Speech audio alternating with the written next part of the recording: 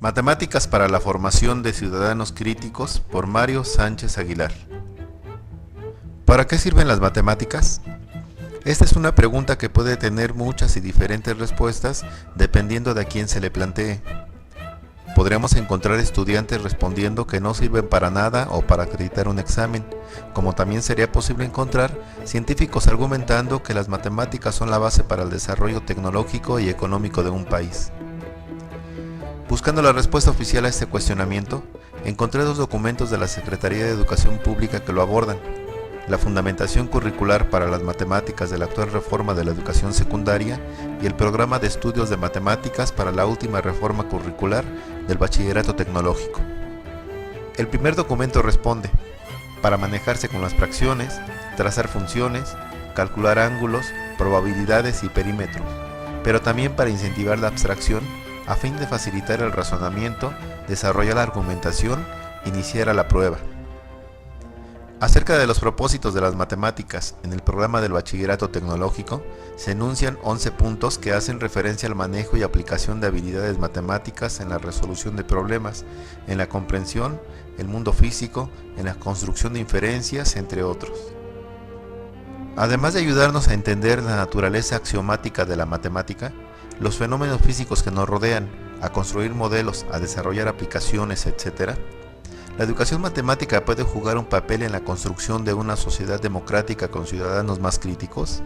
Varios matemáticos educativos, investigadores en didáctica de las matemáticas, afirman que sí.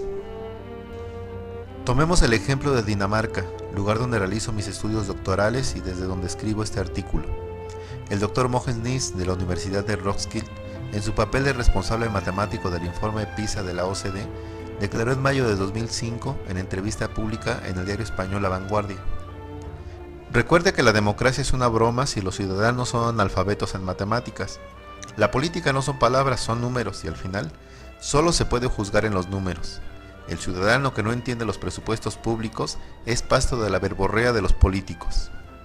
Los investigadores daneses Hel Alro y Ol Skotmos sostienen una postura compatible con la opinión del Dr. Nies.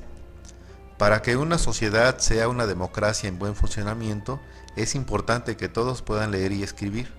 El alfabetismo matemático es relevante para la democracia y para el desarrollo de una ciudadanía de la misma manera que lo es el alfabetismo, que apoya una lectura crítica de nuestro ambiente social y político.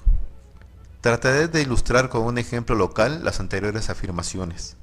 En el Plan Nacional de Desarrollo, que se encuentra en la página web de la Presidencia de la República de México, http://pnd.calderon.presidencia.gov.mx/, dentro del eje titulado Economía competitiva y generadora de empleos, se diagnostica lo siguiente: en ausencia de cambios importantes, el crecimiento de la economía mexicana será, en promedio, de alrededor de 3.5% por año, lo que implica un crecimiento per cápita cercano a 2.4%. De mantenerse esta situación, tomaría 30 años duplicar el nivel de ingresos por habitante.